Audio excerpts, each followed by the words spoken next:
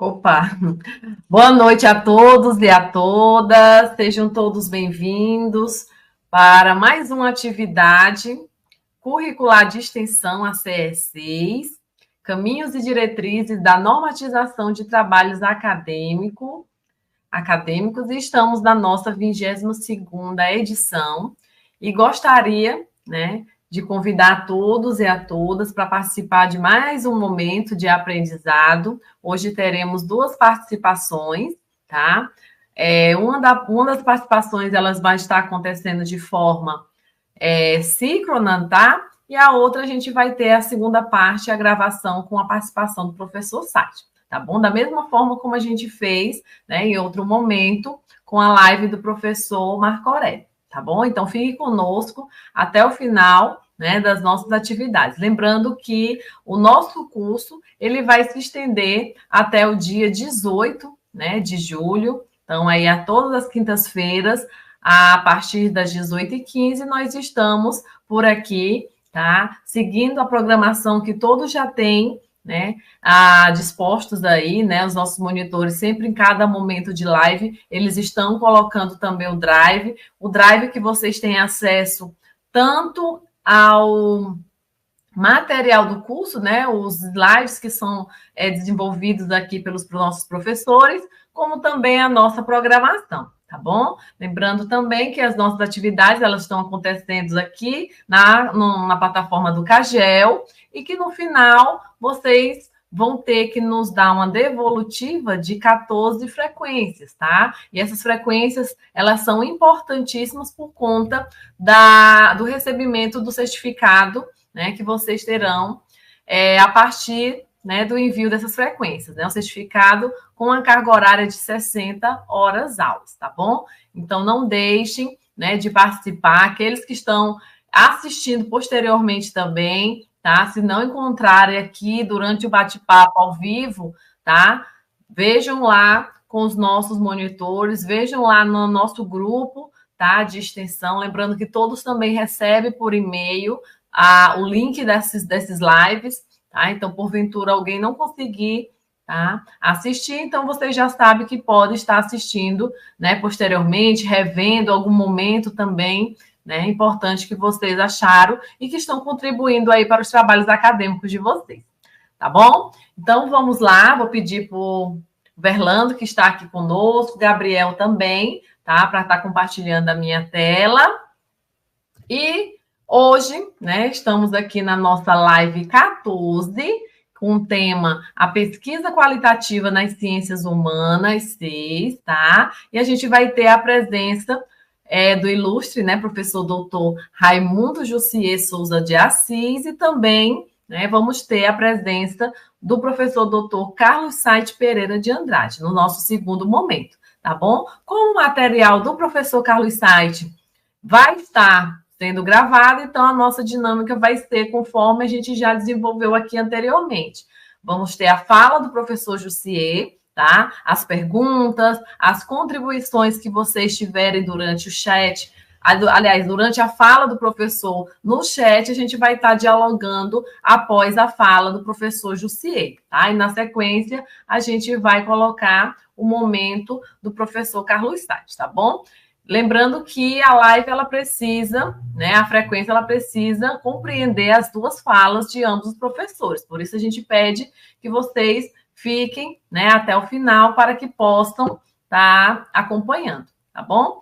Bem, então, diante disso, a gente vai fazer aqui a apresentação e também convidar, para esse momento aqui, o professor doutor Raimundo Jussier de Souza Assis, aliás, Jussier Souza de Assis, ele que é professor do curso de graduação em Geografia e dos programas de pós-graduação em Ciência Política e Geografia da Universidade Federal do Piauí, doutor em Geografia Humana pelo programa de pós-graduação em Geografia Humana da Universidade de São Paulo, tem atuado como professor na área de Geografia Humana, pesquisando e orientando sobre geopolítica do capitalismo, articulada à história da geografia, a história territorial, a modernização do território e aos ordenamentos territoriais nas periferias do mercado mundial.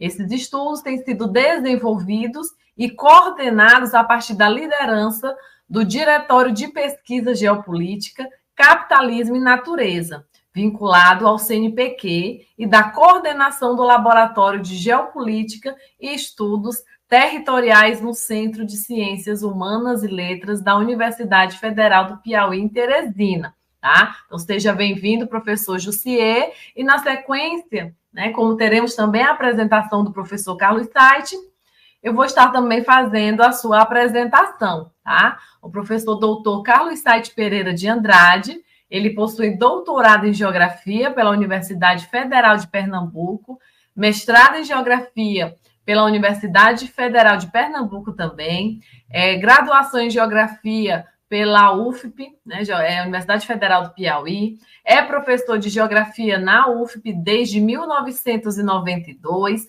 ele é coordenador adjunto dos programas profissionais, área de Geografia junto à CAPES, é sócio efetivo do Instituto Histórico e Geográfico Piauiense e tem experiência na área de Geografia, com ênfase em climatologia e clima urbano, atuando principalmente nos temas climatologia geográfica, clima urbano e ensino de geografia física. Tá? Então, vou pedir que retire a minha tela. Aqui, e seja bem-vindo, professor Raimundo Jussier. Estamos muito felizes novamente com a sua participação no curso de extensão, trocando aqui as experiências relacionadas às suas vivências, né, e que tem muito a contribuir aqui conosco. Então, passo a palavra de já para você, você pode estar iniciando, você pode estar compartilhando a sua tela também, tá, conosco, que os nossos monitores estarão aqui, né, projetando. Então, seja bem-vindo e boa noite. Seu áudio.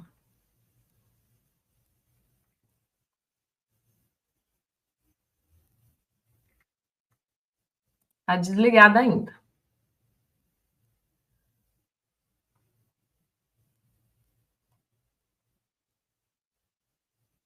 Acho que agora consegui aqui. Prontinho, escutamos. Mas sabe se a tela está compartilhada, Roneide? Boa noite. Boa noite, ainda não. Deixa eu tentar aqui.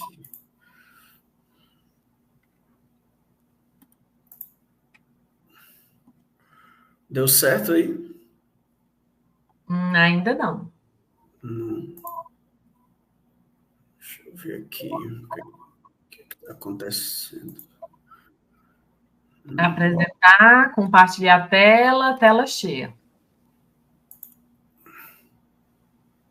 Porque eu acho que ele está pedindo o que é, né?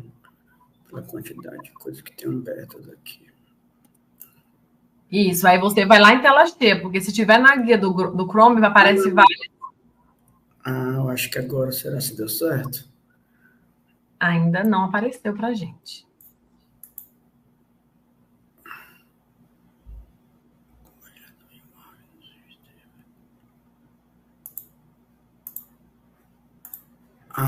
Consegui. Prontinho, está aparecendo. Tá.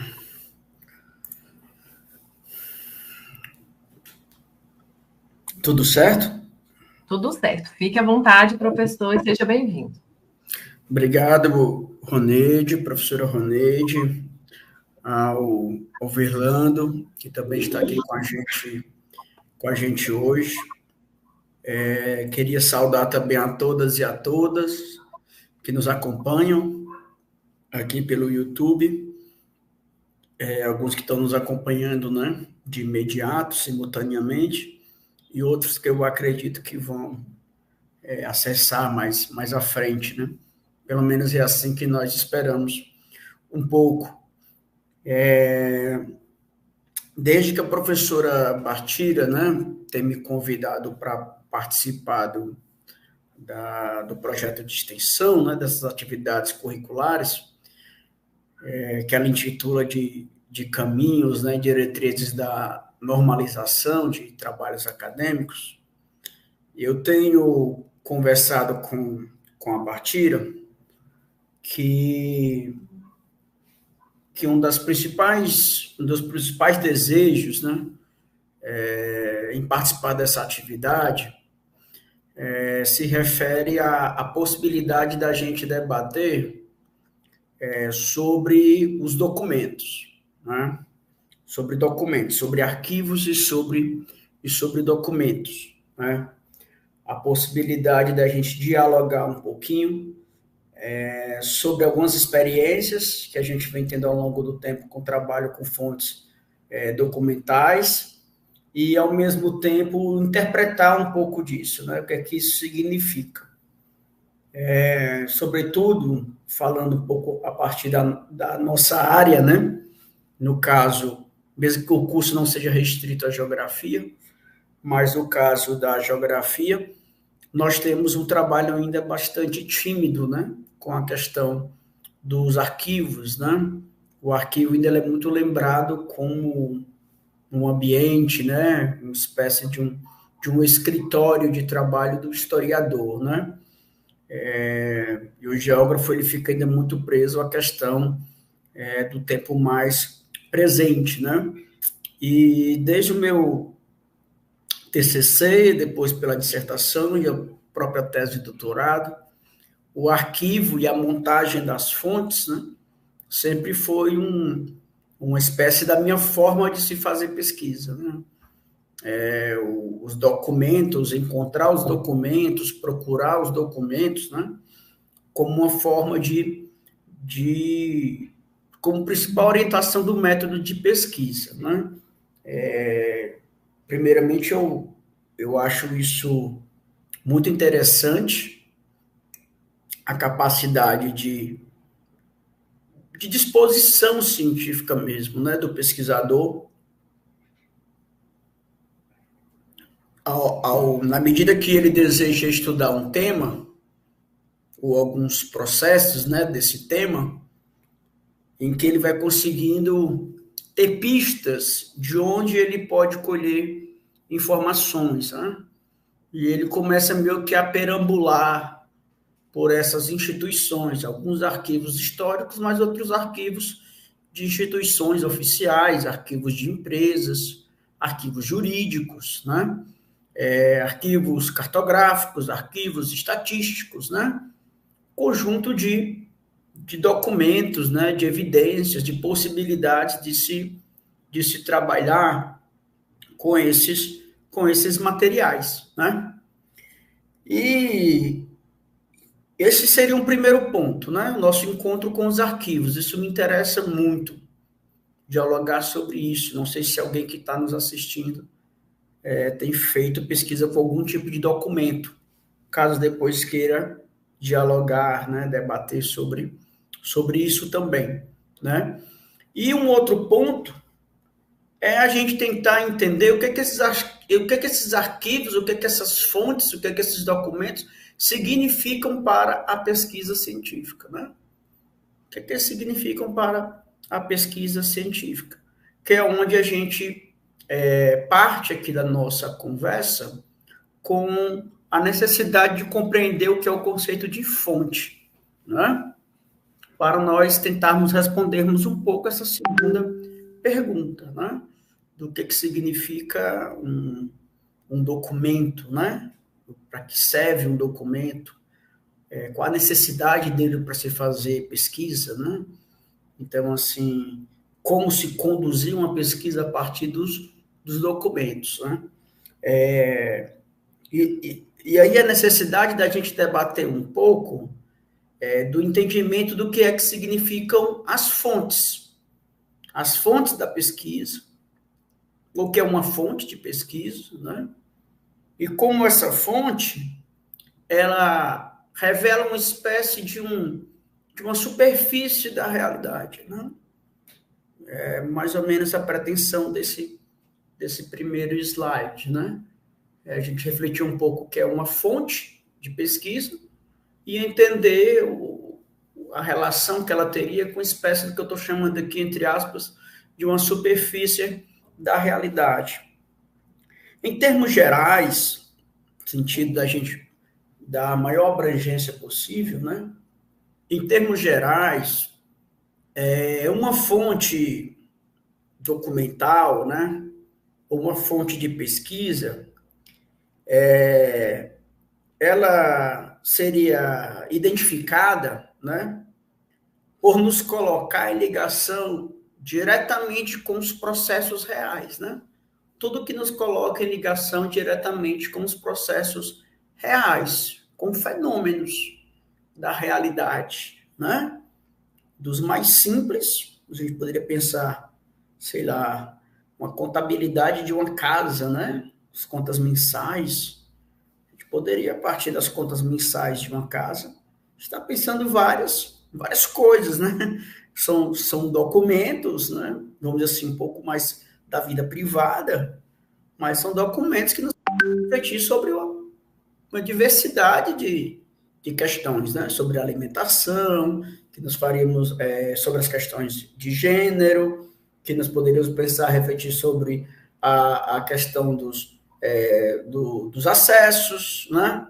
A internet, a energia, sobre as manutenções, né? Ou seja, o quanto se gasta com cada uma dessas coisas, na medida do quanto se ganha, o que já é pagamento de próprias dívidas, o que já é de crédito, ou seja, né, a partir de um documento muito simples, né, mas eles nos colocariam diretamente em contato com os fenômenos, né, com os processos reais, né, com os fenômenos, né, sendo que esses fenômenos eles podem ser do passado, eles podem ser do presente, mas eles também podem ser fenômenos projetados para o futuro, né? Eles podem ser muitas vezes, né, uma espécie de prospecção, né, de um planejamento, né, de uma espécie de uma meta a ser atingida, né? Então, de alguma forma, já se tem uma espécie de um desenho, mas de um fenômeno que está para acontecer a partir do presente ou a partir do próprio passado, né? Então, todos esses germes, né, de documentos, né, esses documentos como germes da realidade, né, para os pesquisadores, eles se transformam em fontes, né? Ou seja, o que é a fonte? É uma informação muito preciosa sobre um fenômeno, ou uma informação às vezes não tão preciosa, mas necessária, uma informação que estava ausente. Era impossível só na realidade de uma casa ou de uma família eu conseguir identificar tudo do que os documentos de contabilidade de uma casa dos últimos 10 anos elas nos daria, né? Então, assim, estava ausente uma pista, uma prova, né? Estava ausente uma evidência, né?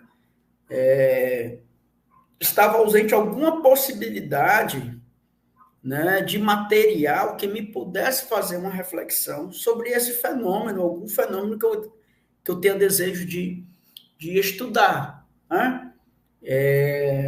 Eu trouxe aqui só como pista, né, uma definição clássica que o professor Antônio Carlos Robert Moraes ele faz no livro Ideologias Geográficas, quando ele diz o seguinte, né, se você quer estudar o pensamento geográfico no Brasil, se você pensa em estudar história da geografia, pensamento geográfico no Brasil, numa ciência que passou quase que um século, né, existindo, sem existir curso de formações desses profissionais, vamos pensar assim, vai ser necessário que você encontre aí, né,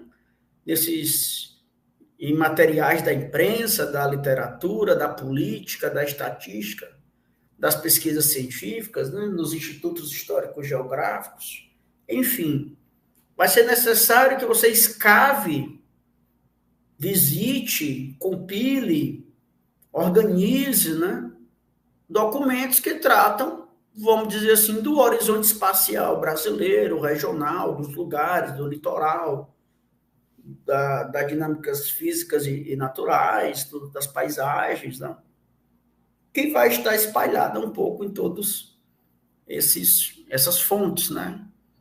Então, para se fazer pensamento geográfico, eu estou aqui, não posso, nesse momento, desdobrar muito, né, sobre isso, não daria tempo, mas para se fazer pensamento geográfico, nós teríamos que ter algumas fontes, né, para se construir alguma pesquisa nova, né, ou um desdobramento de uma pesquisa, ou algumas singularidades, né? Para a gente ter ideia, só para ficar exemplificado, o professor Pedro Henrique recentemente defendeu uma dissertação sobre a história da geografia no Piauí. Tema difícil, né, de se constituir. E o que o Pedro Henrique fez? Ele foi tentando fazer uma varredura de documentos oficiais que mostrasse a criação dos primeiros cursos de geografia, que nem estava na UFP nem na UESP. Estava na chamada Faculdade Católica de Filosofia do Piauí, né? Existiu de 1957, 58 até 1971, que foi essencial depois para a fundação da própria UFP, né? Certa tradição, né, da cultura acadêmica. E ele precisou montar um mosaico de documentos, de pedaços de documentos. Muitas vezes buscar isso externamente, fazendo associações com outras faculdades católicas, para tentar construir algum grau de método de pesquisa para conseguir fazer essa reflexão, né? Então, só para não deixar também tão vago. Outro exemplo que eu trouxe aqui é da própria Raquel Ronick, né?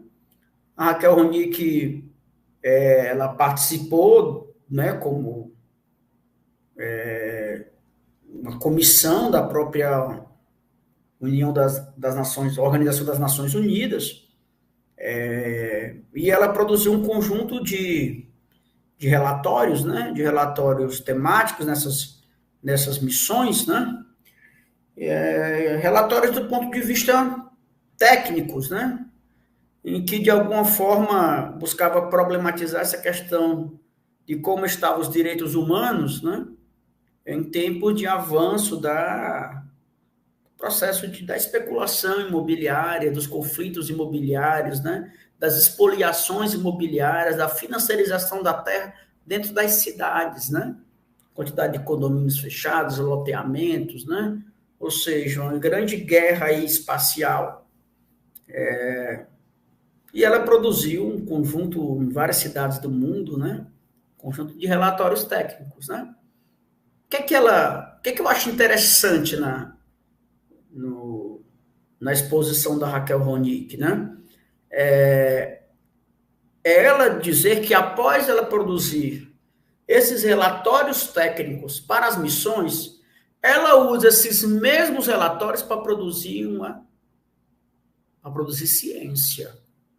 Não é que os relatórios eram totalmente anticientíficos, mas eles tinham uma linguagem técnica, eles tinham um conteúdo técnico, né? Eles tinham um objetivo mais empírico, né? Diplomático, ligado a uma organização internacional, né?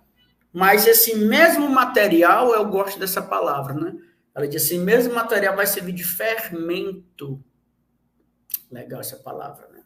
Esse mesmo material vai servir de fermento para ela fazer uma reflexão, um livro, vamos dizer assim, extenso, né? Que trata da colonização da terra, da moradia e dessas despossessões urbanas, ela teorizar esse processo. Onde é que eu estou querendo chegar, né?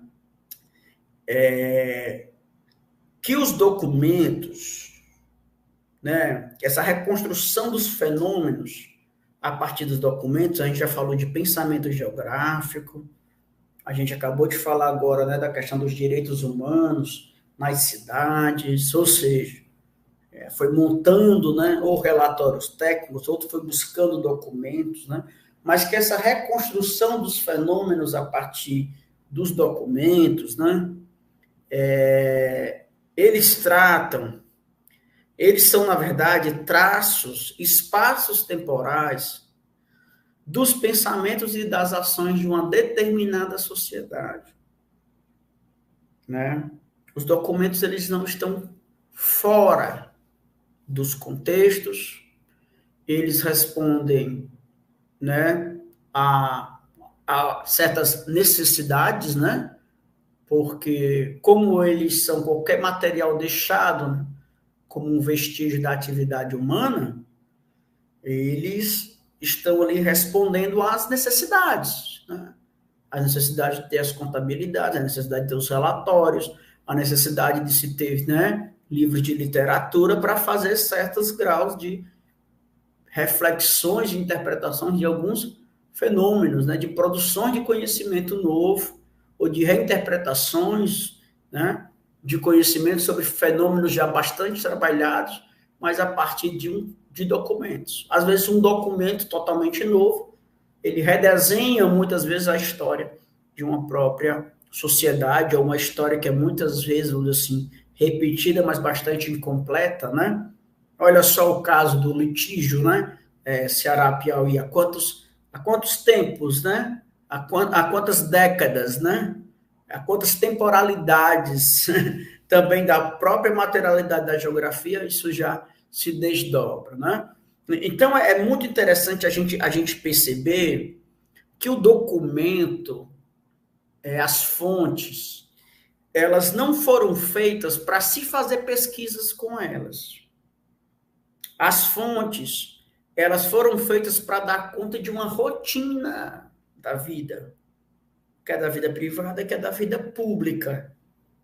Elas são produções documentais desses fenômenos que estão ligados à dinâmica da reprodução da vida, né? Da vida rural, da vida nas cidades, da vida no litoral, da vida nas serras, da vida em suas diversas contradições, né? Então, quem torna os documentos em fontes é o pesquisador, né? Quem faz desse registro virar uma fonte é o próprio pesquisador, né? A pessoa que está fazendo pesquisa em geografia, ciência política, em história, em economia, em relações internacionais, né? Então, assim, é ele que vai tornar o documento em fonte. Por que ele torna em fonte? Porque aquele documento se torna essencial para a produção científica e o debate do fenômeno que ele está trazendo em questão, né? Mas, no mundo real, aquilo poderia ser uma ata de uma reunião. Ela não foi feita para o estudo dos moradores que estavam sendo desapossados por causa de uma barragem. Era uma ata de uma reunião. Não foi para virar uma dissertação de mestrado, um trabalho de conclusão de curso, ou uma tese de doutorado, ou um artigo publicado na Nature. Quem é que tornou isso material de estudo, né? Material de pesquisa? Foi o próprio pesquisador, foi a própria pesquisadora, né? Então, isso parece ser bobo, mas é muito interessante a gente perceber que esse deslocamento da fonte, da sua própria realidade, muitas vezes, né, ele já é uma forma de compilar um método de pesquisa que está sendo iniciado, né, que está sendo mapeado para pensar devidos processos, né? Então, de alguma forma, essas fontes, elas podem revelar, podem ser reveladoras de um evento central, né, escolhido. A gente pode debater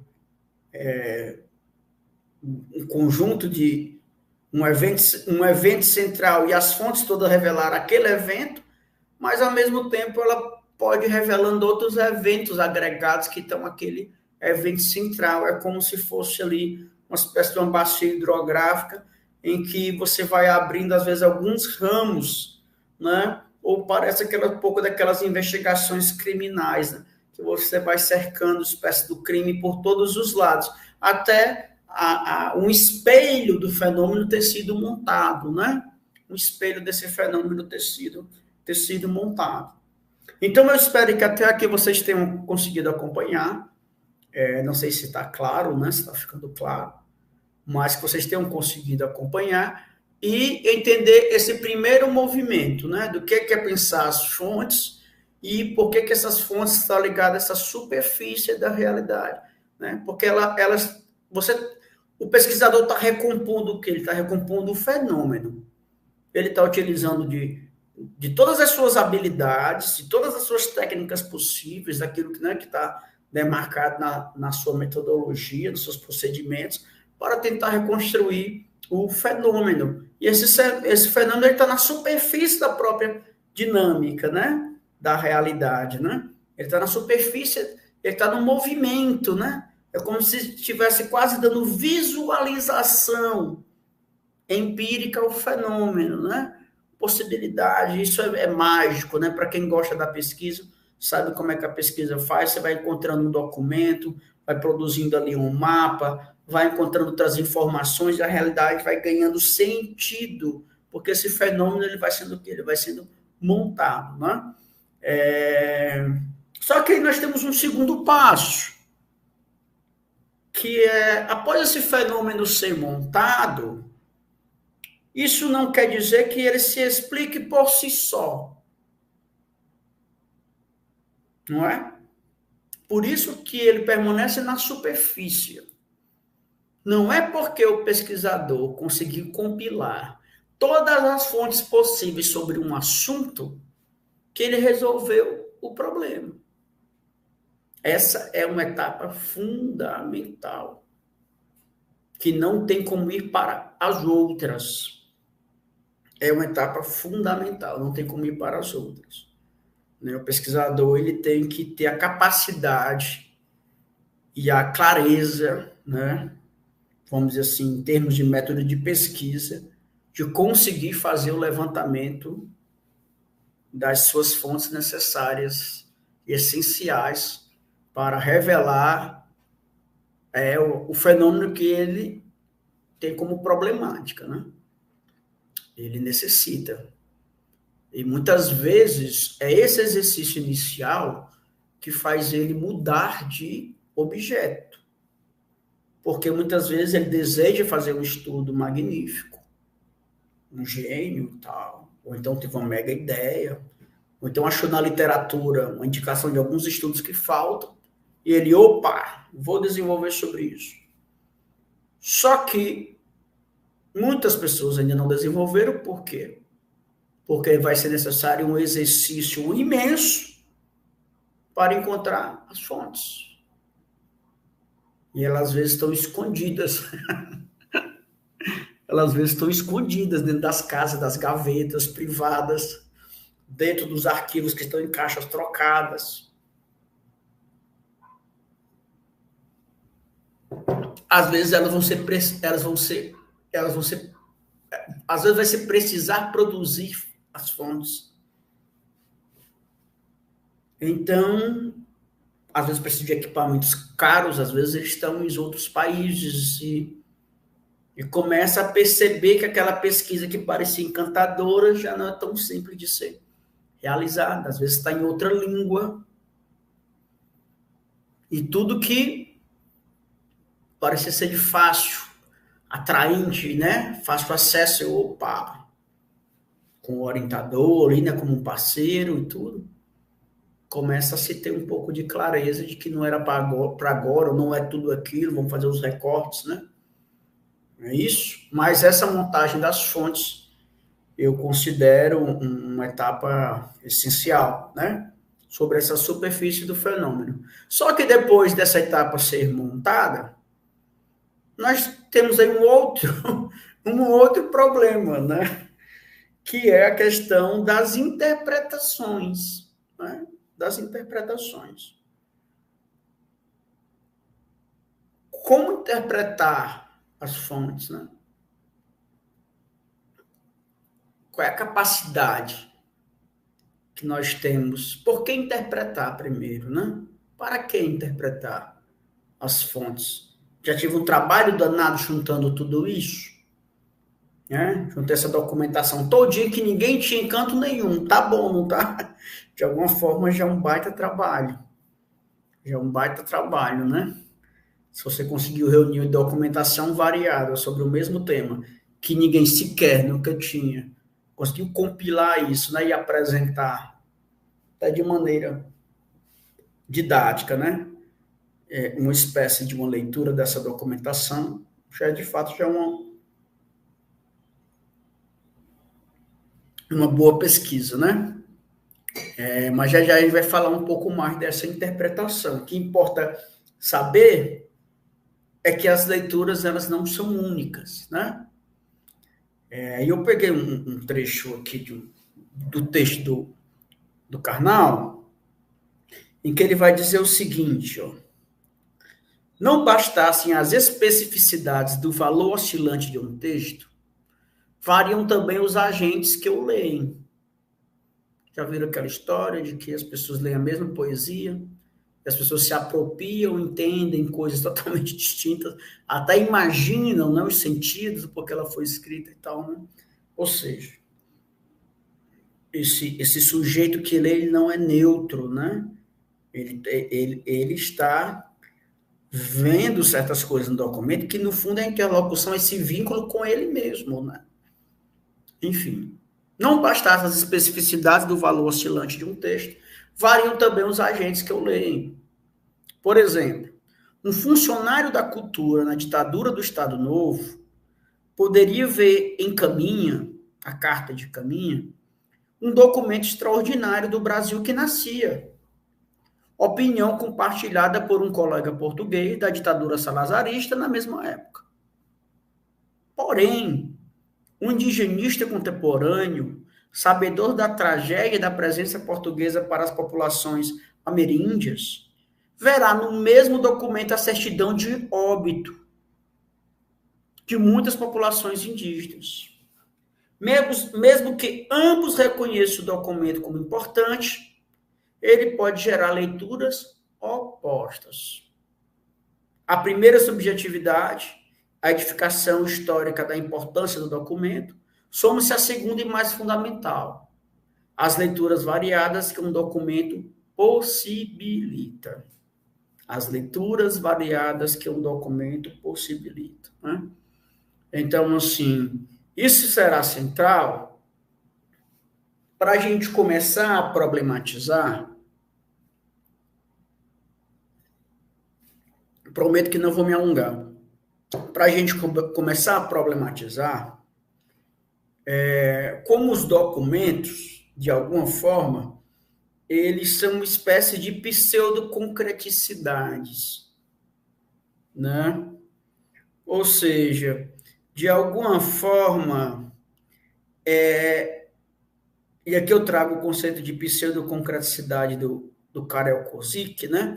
De alguma forma, eles apresentam um fenômeno, mas eles ocultam e escondem parte profunda da própria realidade em que ele está sendo produzida, né? Um documento é muito raro, ainda mais os documentos oficiais, ou documentos, né, vamos dizer assim, de empresas, ou documentos ligados também à própria dinâmica dos movimentos locais. Muito raro que um documento ele consiga fazer exercícios, né, de leitura da realidade já de uma forma interpretativa, porque muitas vezes não é a função desse documento fazer isso, né? A função do documento é dar conta de uma necessidade. A produção de uma lei para, sei lá, legislar, para organizar, para gerir as energias renováveis. É uma lei. Agora, essa lei está querendo dizer o quê? Né? Foi construída quando? O que se tem de oculto dentro desse processo? Por que ela de fato está trabalhando por energia renovável? Por que energia renovável? Por que não se faz uma lei nesse contexto sobre... É possível ir abrindo várias formas de tentar ter acesso a esse texto, mas esse texto, em vez dele servir só como uma comprovação imediata, ele servir em si mesmo como uma problematização. Lembrar a ideia de superfície, e agora apareceu a ideia de claridade, né? desse movimento do claro e escuro, né? De verdade e engano. Né? Claro, escuro, de verdade e engano. O documento, às vezes, está bem montadinho, né? Bem organizadinho. Você lê ele, parece que não há nada, que não há nenhum problema, está tudo no seu devido lugar. Um espelhamento assim, você, opa, o que é que eu vou fazer aqui? Já está tudo dito, né? Às vezes uma pessoa vai ter acesso a alguns documentos, ela abre os documentos, nossa, eu vou fazer o que nessa pesquisa? Já foi tudo dito. Ou seja, a leitura ainda está presa ao que o documento está ao que o documento está apresentando. Não foi construída uma problematização sobre esse documento, a partir do que cada um tem como objeto de pesquisa. Enfim, é possível se fazer mundos e fundos com isso, né? Mas a ideia de trabalhar os documentos ligados ao conceito de pseudoconcreticidade é só para a gente ter esse cuidado para não utilizar os documentos como se eles fossem nossas teorias. Os documentos, eles são fontes de pesquisas, né? E eles não são nossas teorias, né? As fontes é de onde nós vamos produzir conhecimento. Ele não é já o nosso conhecimento acabado, nosso conhecimento pronto. São uma espécie de material, né? De matéria-prima, de recurso, né? Fermento. É de lá de onde nós vamos retirar as condições de fazer alguns graus de reflexões, de teorizações, de interpretações sobre os fenômenos da realidade, sobre a própria realidade. Mas é fazer esse movimento que parece ser cauteloso, né? Entre o que é que esse claro e escuro, eles não estão separados assim, como se fossem, né? Como se a gente fosse revelar uma verdade pura de um documento, né? Ele já aparece dentro, nas entrelinhas, né? Nos termos, no que se apresenta, no que se ausenta. E cabe ao pesquisador, com a sua problemática, entender o que é que ele quer com essa fonte, né? O que é que ela está tentando revelar. Muitas vezes a gente vai tentar buscar no documento algo e no documento isso não existe. Eu estou brincando com essa questão das energias renováveis, mas é sério. Se a gente pega os documentos, por exemplo, feitos muitas vezes para atender às ODSs, ligado a todo o debate aí dos Objetivos do Desenvolvimento Sustentável, né, da agenda, também ligada às questões do que envolve uma espécie de transição climática, né, transições aí ecológicas, como as energias renováveis se inserem dentro disso, sustentabilidade. Quando você entra muitas vezes dentro das normas, às vezes nem no plano da linguagem você tem isso. Eles foram feitos para responder a isso. Nem no plano da linguagem, ou seja, nem aquela casca que talvez lhe fizesse ou nos fizesse ficar um pouco encantada pelos documentos, como grandes atores, né? Os documentos como próprios sujeitos da realidade, atores que vão transformar o mundo, né? Às vezes nem isso se encontra nos documentos. Às vezes isso está ausente dos próprios documentos. O que significa essa ausência? Se é claro desse fenômeno que a finalidade foi feita para responder aos objetivos do desenvolvimento sustentável, mas no documento não se encontra a erradicação de pobreza, não se encontra a questão ligada a dinâmicas de acesso, né, à produção de energia limpa, não se encontra as questões mais próximas da sustentabilidade, ou não se comprova como é que isso vai ser constituído, mas do nada consegue aparentar ali um ponto econômico. Aí você, opa, esse documento tem uma linguagem empresarial, tá querendo atrair investimentos, talvez precise de outros dados para tentar ir revelando esse documento. Talvez ele, por ele mesmo, não seja revelado, mas ele abre uma hipótese do que pode ele estar, de alguma maneira, dizendo.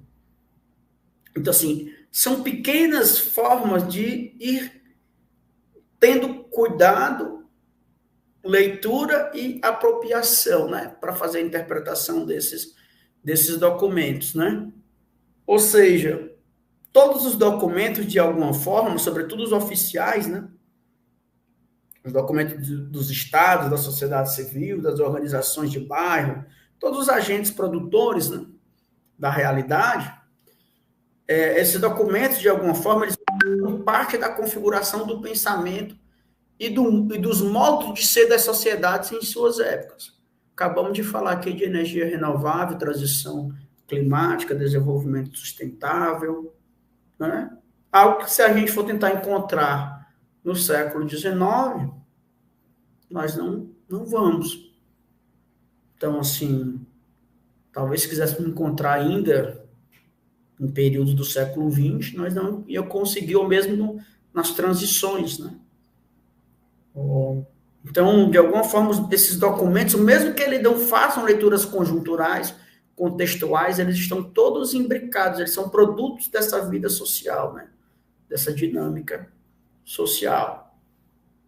Então, vem um outro passo, que a partir que vai se tendo essa intimidade com os documentos, é necessário, ou talvez seja possível, né, com maturidade, nem sempre isso se dá, vamos dizer assim, de cara, né, mas talvez é possível que se encaminhe para um processo dessa destruição da pseudoconcreticidade, né?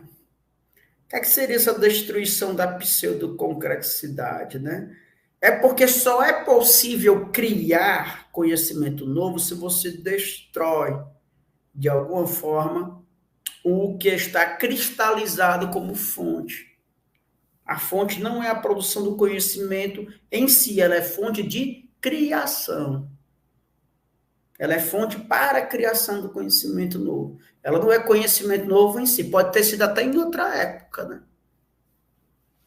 Na geografia se brinca muito assim. O livro Geografia Pequena História Crítica é um livro fundamental da história do pensamento geográfico brasileiro. Para algumas pessoas, aquele livro hoje já significa um documento de uma época. Então, ele já serve para a gente pensar como se deu o nascimento da geografia crítica no Brasil e analisá-la, interpretá-la. Ele já se tornou fonte.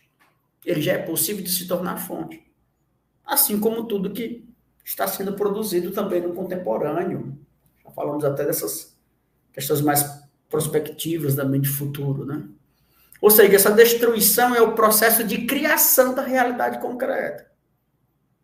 É a aproximação desse documento com a própria realidade comum. Não é como ela é empiricamente, é como ela é em sua contradição, em suas presenças e em suas ausências, né? Essa visão de realidade em que vai revelando as contradições, o oculto dessa própria realidade, em que em grande parte não se encontra nos documentos. Os documentos, em grande medida, eles são feitos para positivar a realidade, né? Eles, em grande parte, são feitos para ordenar, né? Eles são feitos para normatizar, eles são feitos para, né, gerir, eles são feitos, de alguma maneira, para observar, acompanhar. Eles não são feitos, em grande parte, para apresentar as contradições dessa própria realidade, que, inclusive, não consegue ser resolvida por documentos, né?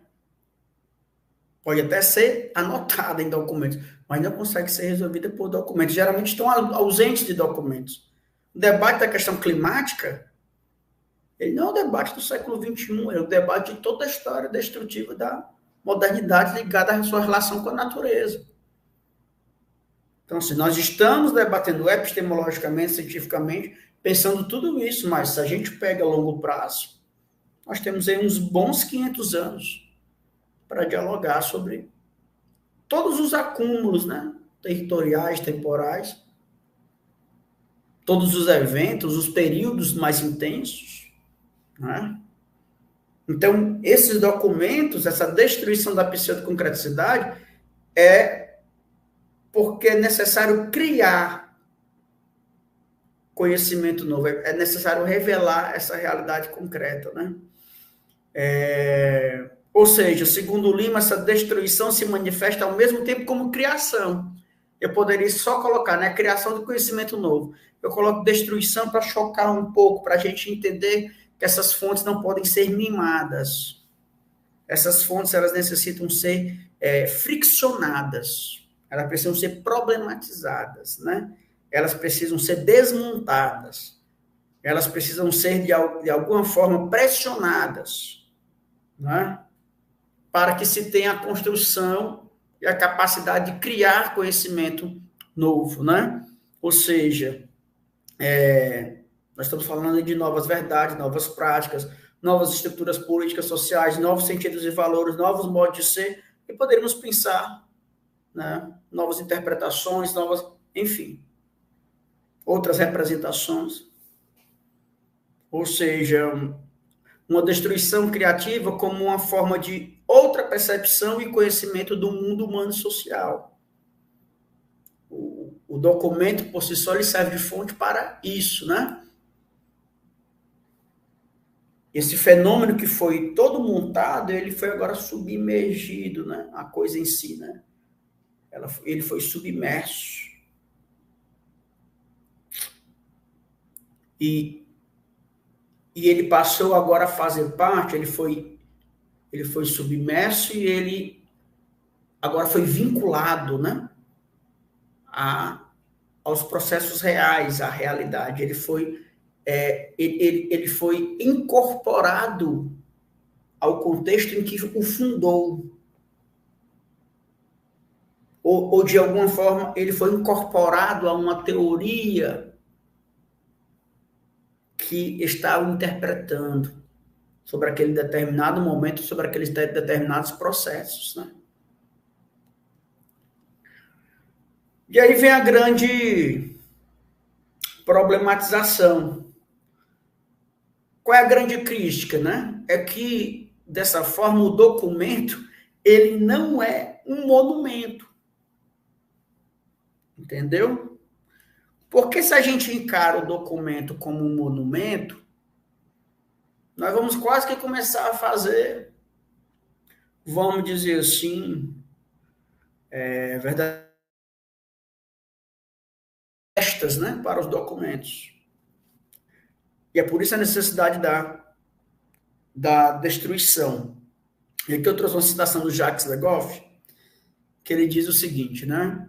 Qualquer documento é ao mesmo tempo verdadeiro, incluindo talvez, sobretudo, os falsos. Porque o documento, ele pode produzir também uma quantidade de informações em que nunca vão se operacionalizar, ou vão ser consultadas, ou sequer que foram verdades, podem ser burlados, né?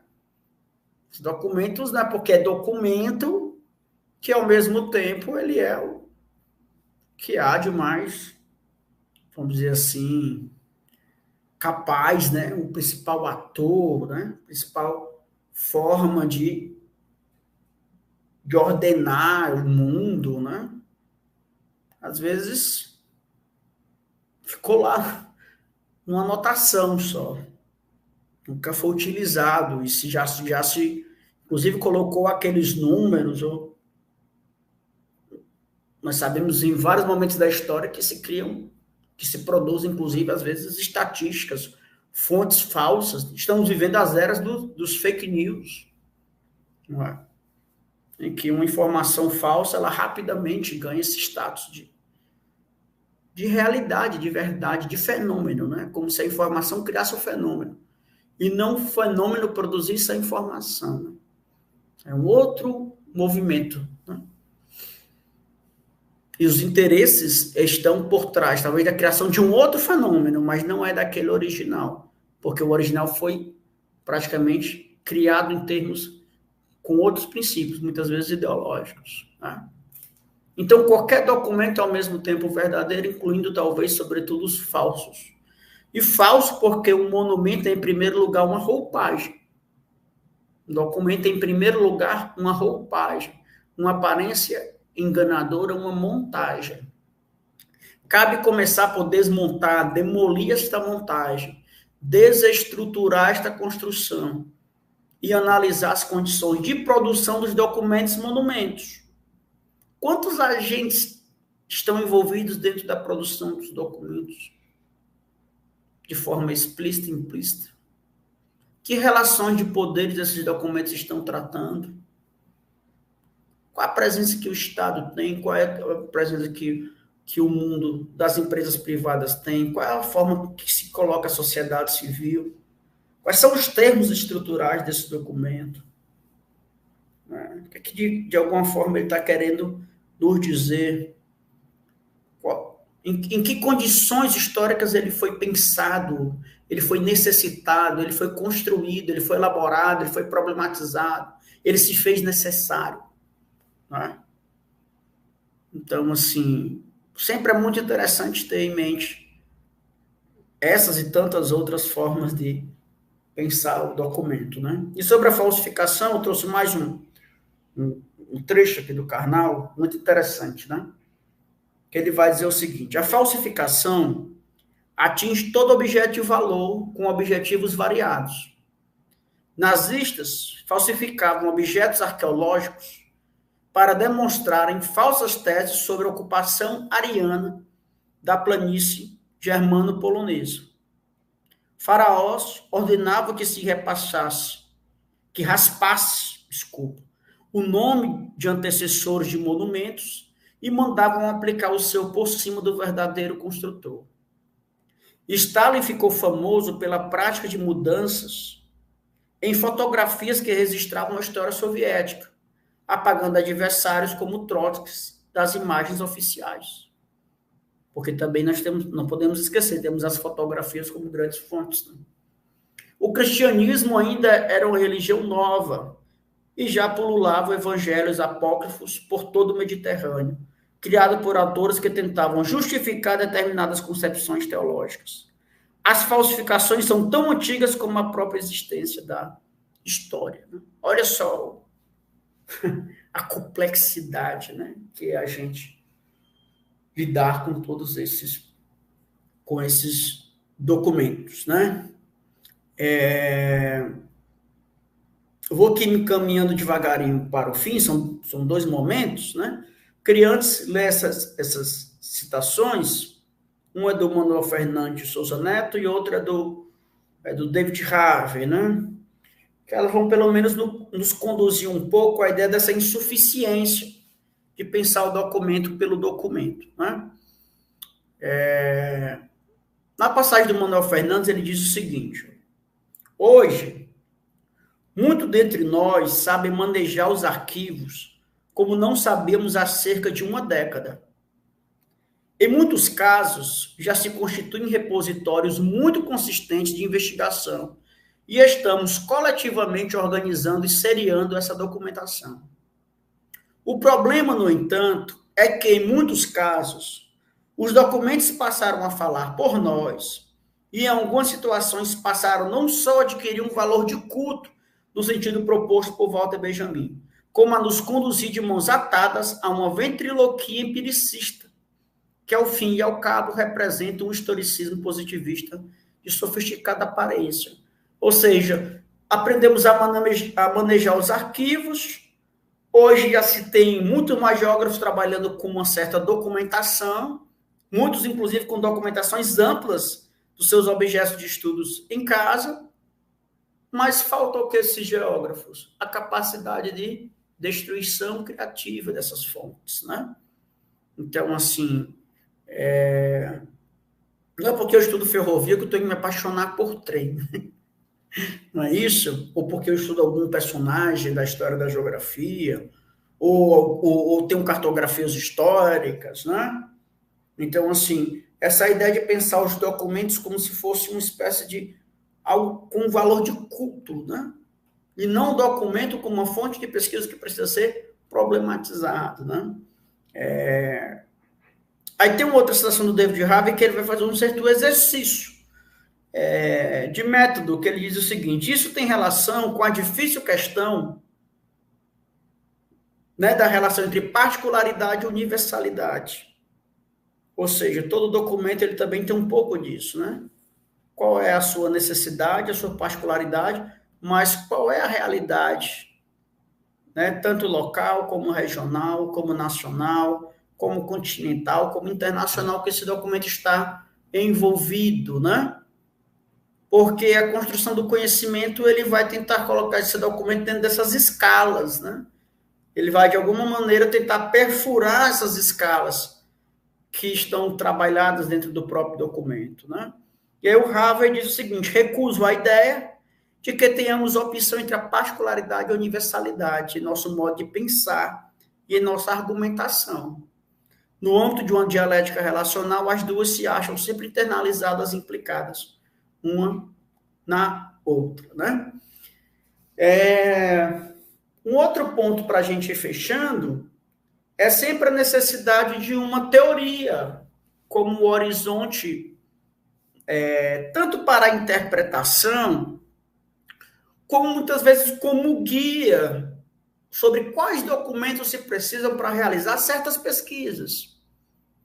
Às vezes, nós, né, pesquisadores, temos dificuldade em nem encontrar os documentos, é em saber quais documentos.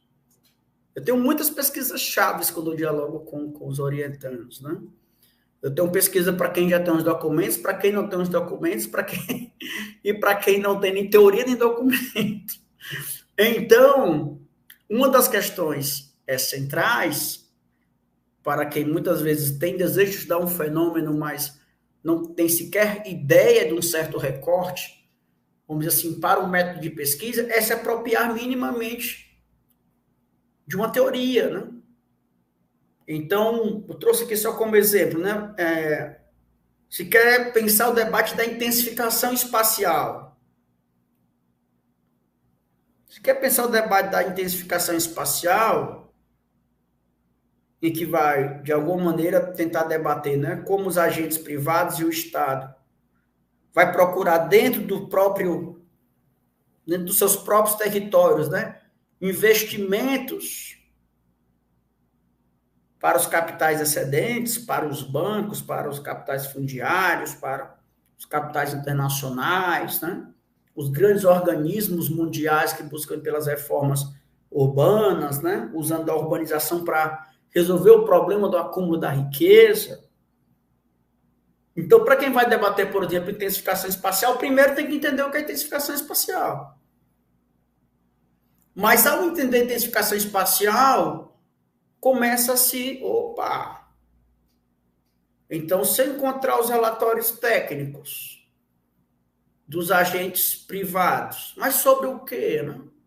Sobre que tipos de agentes privados?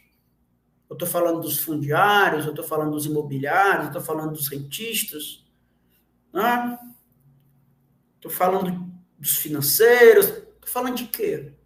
O caso da gente começa a já ter algum grau de recorte. E o que é que nós temos aí de projetos estatais, né? De planejamentos urbanos, de planos diretores, né? De planos de operações, né? Mais zonais. O que há para esse fenômeno que eu estou pensando, que poderia ser muito bem, sei lá, a expansão do mercado de moradias, ou a expansão de infraestrutura de metrô, ou pensar as reformas dos aeroportos, ou dos portos, ou da dinâmica mesmo do turismo, há fontes, né? Plantas urbanas, projetos, né? Um conjunto de normatizações. enfim, e a possibilidade de se construir, vamos dizer assim, um quadro, né, em que se identifique o conjunto ali de variáveis necessárias para se fazer uma pesquisa sobre intensificação espacial. Né? Não vou ler todas elas, mas é só um exemplo de como essa teoria poderia, sendo bem apropriada, gerar ali um método de pesquisa. E esse próprio método de pesquisa, ao ser realizado, às vezes não se realiza todas as variáveis, pode escolher uma, duas. Você poderia pensar só a variável dos movimentos de resistência às reestruturações e ampliações das geografias urbanas. Não é? Tá bom? Tá pensando? Ou a relação do crédito com os movimentos, ou dos gastos com os esgotos, enfim. Acho que deu para pegar, né? Essa relação da teoria com as fontes, né?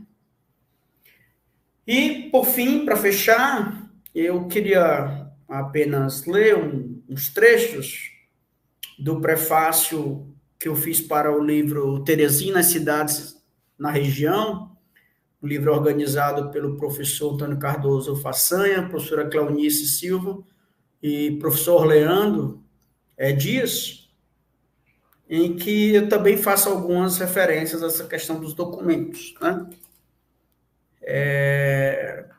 Digo o seguinte: com alguns documentos em mãos, como plantas urbanas, projetos de operações urbanas, relatórios técnicos e estatísticos, programas habitacionais ou de remoções, entre outros, torna-se possível investigar as metamorfoses do espaço urbano com esgotos, drenagens, avenidas, habitações, transportes, estruturas para os serviços, comércios, hospitais, centros educacionais e militares.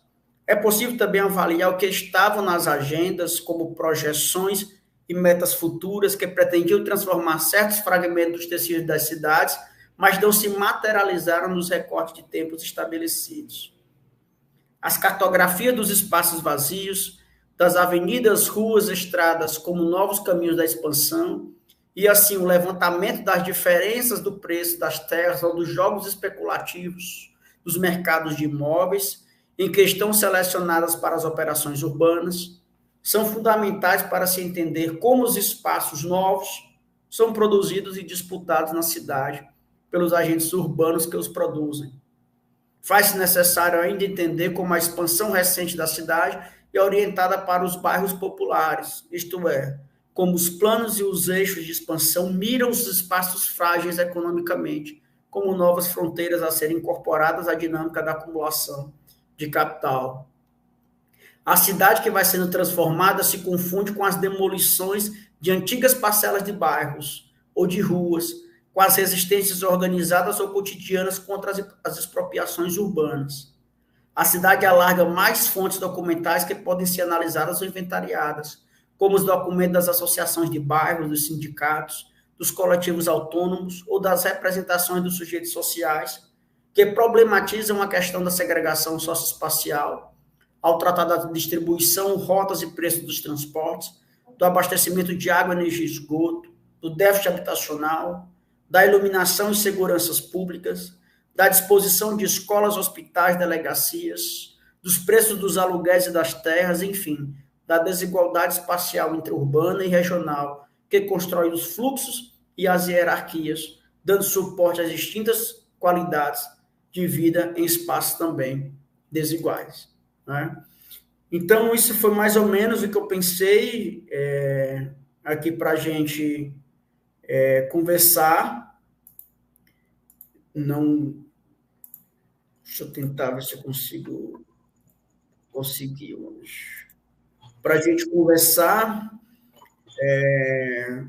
estou aberto também a dialogar, não sei se ficou claro, né? Assim, mas é o esforço que eu gosto muito de dialogar sobre isso para a gente refletir a importância que os documentos têm para a pesquisa, sobretudo a pesquisa em geografia, né? Mesmo que a gente não se feche só isso. Mas, Roneide, eu agradeço a você e a Bartira. ao Verlando também, a todo mundo que está por aí. Caso queiram fazer alguma questão ou tenham algum comentário, estou aqui à disposição. Nós que agradecemos, professor Jussier, né, pelas suas reflexões, mais uma grande contribuição, né, dentro dessa metodologia, né, desse levantamento, né, documental sobre um determinado tema. Acredito que você até pontuou que acredito que eu acho que é das maiores dificuldades, né, os maiores desafios, não é dificuldade, mas desafios, é na sistematização, né, não é nem encontrar realmente esses documentos, mas saber o que fazer com eles, né, após, né, ter essa quantidade, ou então ter um ou outro documento e como trabalhar, né, a partir dos mesmos, tá? Então, acredito que eu estou olhando aqui o chat, vendo aqui a participação, mais no sentido de cumprimentando, né, dando boa noite, Beatriz, Márcia, Gabriel, Antônia, Kleberton, Leia, a Ana Valéria também está por aqui,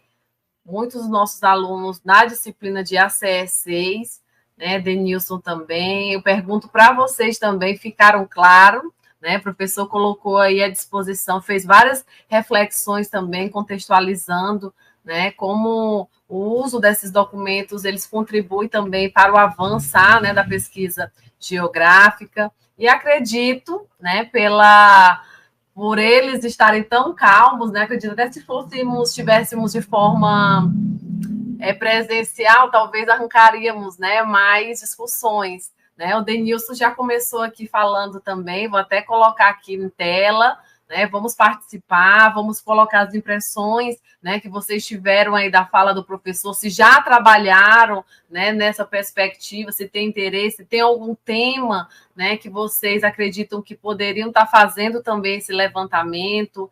E o Denilson, ele faz um comentário, né, que esses documentos, eles são fundamentais para que possamos ter uma base para a construção dos nossos trabalhos. Aí, na sequência, ele fala: bela explanação, professor. Deixa eu olhar aqui.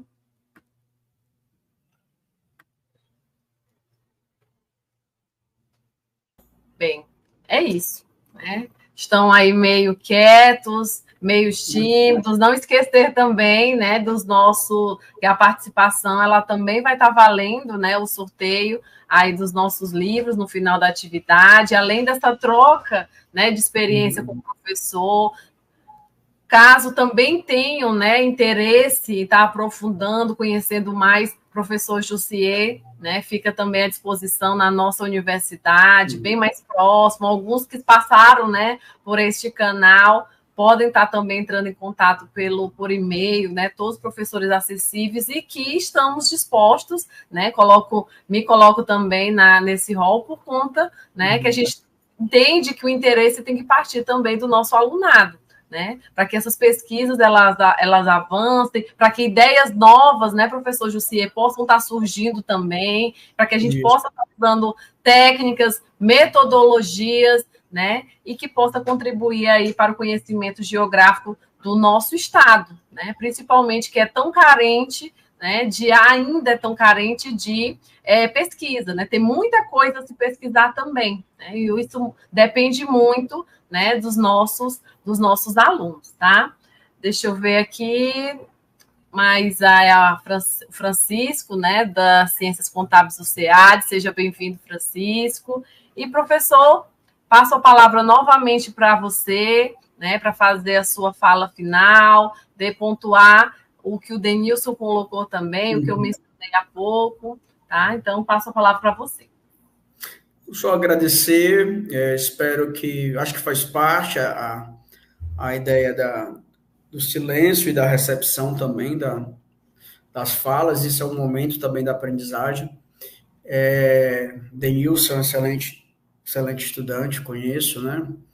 E sabe o quanto a gente fala em sala de aula, né, sobre tudo isso, né? Essa iniciativa, né, que a gente sempre cobra, que parece que é boba, mas é da disposição, né, da gente como sujeito social, mas também como pesquisadores, mas isso é da vida, né? Para a vida, né? Da gente construindo e levantando aqueles documentos que nos são de interesse, né? Sobre alguns fenômenos centrais, alguns processos, né, da própria realidade, né? Que nós desejamos revelar. Às vezes eu conheço pessoas que elas são advogadas, mas elas tipo, têm em casa coleção de livros sobre guerra. E eu pergunto para elas assim, poxa, mas você não trabalha com isso, você é advogado criminal. Ela disse, não, pelo contrário, eu tenho detalhes sobre... E a pessoa tem uma compilação de livros sobre guerra, sobre estratégia, cartografia de guerra, sobre os arsenais, sobre a questão das estratégias geopolíticas, e você fica, poxa, né? Então, assim, não é só o fenômeno profissional no sentido daquele, né, aplicável, é aquilo Sim. também que lhe dá desejo de conhecer mais sobre a própria realidade, né? Então, a gente, às vezes, instrumentaliza muito a vida, né? E a gente não coloca a necessidade de fazer pesquisa como uma necessidade de estarmos vivos, né? De entendermos o mundo em que nós fazemos parte, né? Nós não viemos no mundo só para trabalhar e pagar conta, né?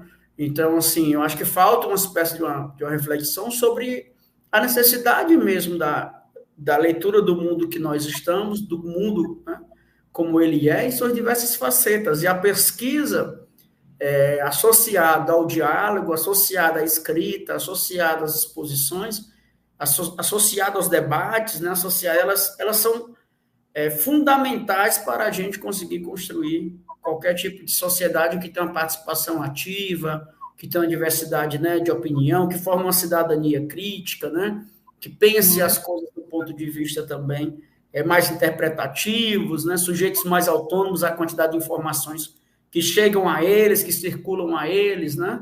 Não é não acreditar em nada, mas é ter a capacidade crítica de fazer as interpretações do que chega, né? Ou ter a calma suficiente para tentar entender certas informações que chegam a cada corpo, né? A cada casa, a cada mente, a cada aluno, né? A cada docente.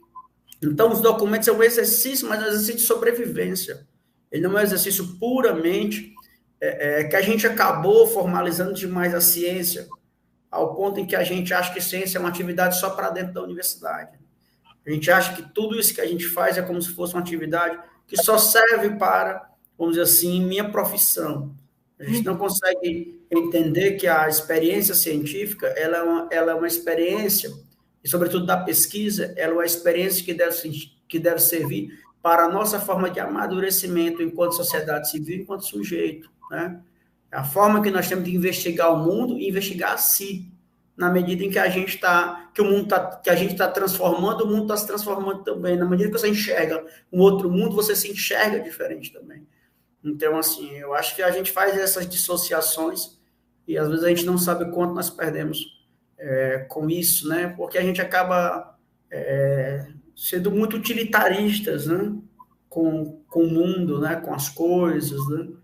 Nós temos aberto pouca vazão para a condição de ampliar isso para além das coisas que nós ganhamos algo em troca no sentido da profissão, né?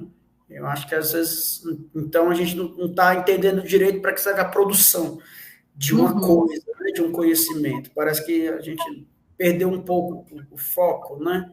Então, a produção está servindo só para a produção. Então, a produção que serve para a produção é mercadoria. Mercadoria é a centralidade da sociedade capitalista. A produção que serve para suprir nossas necessidades humanas é uma outra coisa, né? Então, a gente acaba tendo muita dificuldade dessa dissociação, né?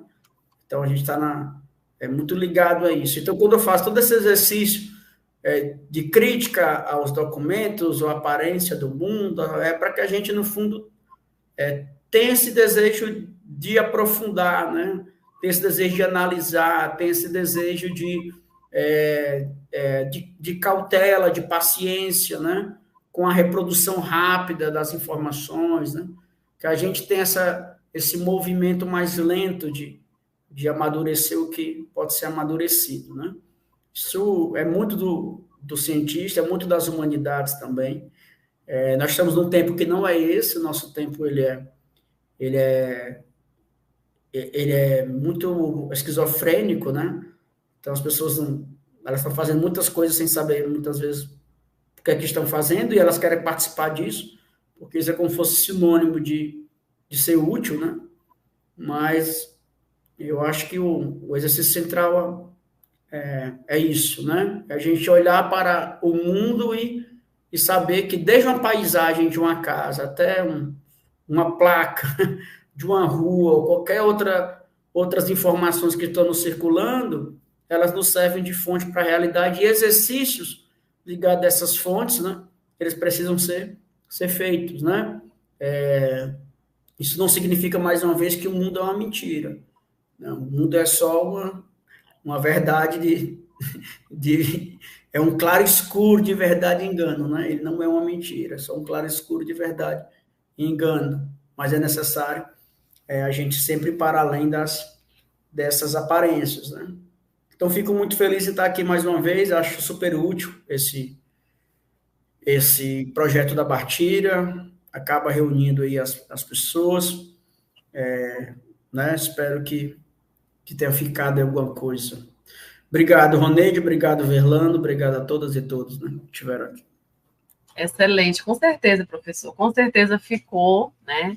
Ficou aí a reflexão, né? Para sermos aí seres críticos, né? Pensar o mundo, como você colocou, fazer essa leitura de forma crítica, a gente só consegue ser, né, um ser participativo enquanto sociedade se a gente tiver essa leitura crítica, né? E você pontuou bastante também em relação, né, nesse último momento, em relação à informação, né? O que a gente está recebendo, o que os jovens estão recebendo, né? Aquela informação que é replicada, né, por meio das mídias sociais, por meio da internet, sem aquela análise, sem aquele, né, tendo ali como verdade, tá? E isso também leva, né, como você colocou, para além da sala de aula, para além da universidade, mas para nossas vivências também. Então, tem muita coisa, né, que a gente pode estar levando, né, em consideração em relação a essa análise, como você colocou também, trazendo a discussão dos documentos,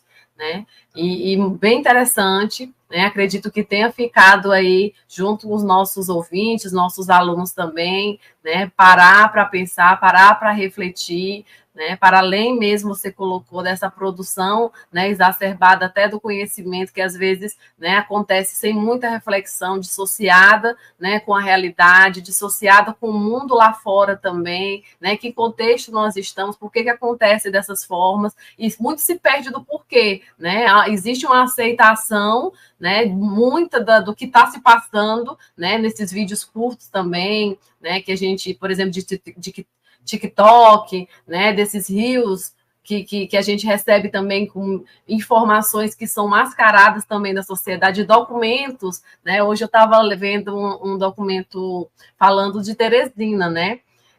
No GP1 que saiu, falando que Teresina é uma cidade, é uma das melhores cidades do Nordeste, né, para se morar, né? E aí a gente fazendo uma análise do texto, né, do que o jornalista, né, colocou lá de informação, ele deixa, né, mascara muitos dos problemas sociais urbanos, né, que a gente tem, a questão do transporte público também, tá? E isso, né, como você menciona bem, né, é importante a gente estar fazendo, né, essa criticidade, trazendo esse porquê, nessas indagações que realmente, e não aceitar, né, de certa forma, informações, né, como verdade absoluta, né? Nem tudo é verdade, né? Eu acho que foi até pontuado em outros momentos, né, que não existe aquela verdade absoluta, né, que a gente sempre tem que buscar, né, o porquê das coisas e entender também elas de forma crítica, tá?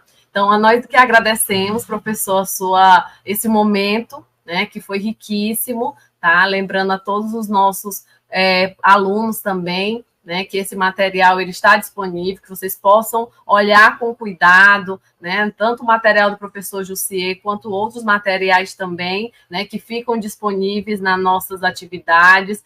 Certo que um ou outro, né, vai ter um interesse, uma inclinação, né, professor, para uma pesquisa ou outra, tá? Mas tentem ler, né? Tentem também abrir a mente, né? No sentido de entender, de fazer leituras diferentes para além do que vocês, né, estão acostumados a ler também, né? Que isso faz a gente crescer, faz a gente refletir e nos dá aí subsídio para fazer debates, né? Como o professor Jussier gosta bastante, né? Relacionados aí a, né, a geografia e aos contextos diversos aí que ela nos proporciona, tá bom? Então, lhe agradeço fortemente, um abraço, né, estendido aí também da professora Bastira.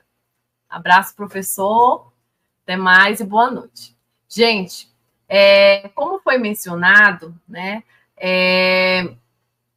a live do professor site, tá? Ela vai ser gravada.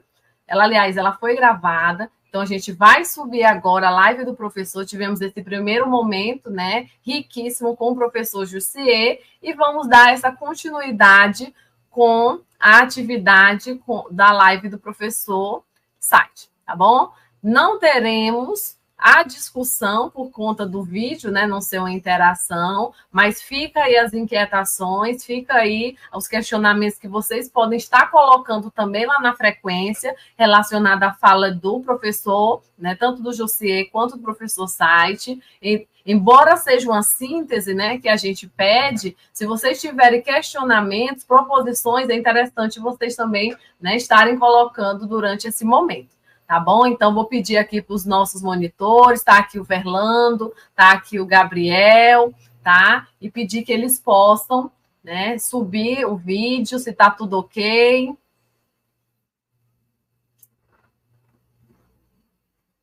Um minuto.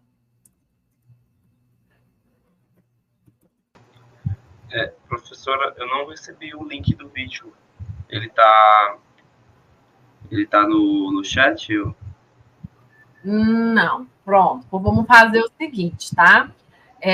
Vamos estar encerrando, né? Já que os meninos não receberam o vídeo, a gente tem um vídeo da parte do professor site gravada e a gente vai estar enviando por e-mail, tá? E também pelo grupo do nosso curso, tá bom? Do WhatsApp, tá? Então a gente encerra, Verlando, agora. Tá? Então, eu vou desejar a todos boa noite. Aguardem aí que vocês vão estar recebendo o segundo momento da nossa atividade, tá bom? E qualquer dúvida, vocês entrem em contato conosco que a gente vai estar dialogando, tá? Lembrando que nós temos um compromisso ainda, tá? Até o dia 18/7, tá bom? Onde a gente encerra, vai fazer aquele fechamento bacana e também o sorteio dos livros para todos os participantes, tá? Que engajaram aí, fizeram as perguntas, né? E participaram aqui dos nossos momentos de live, tá bom? Então, abraços geográficos a todos, fiquem com Deus e aguardem para receber o nosso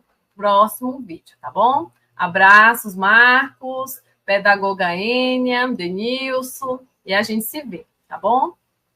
Até mais.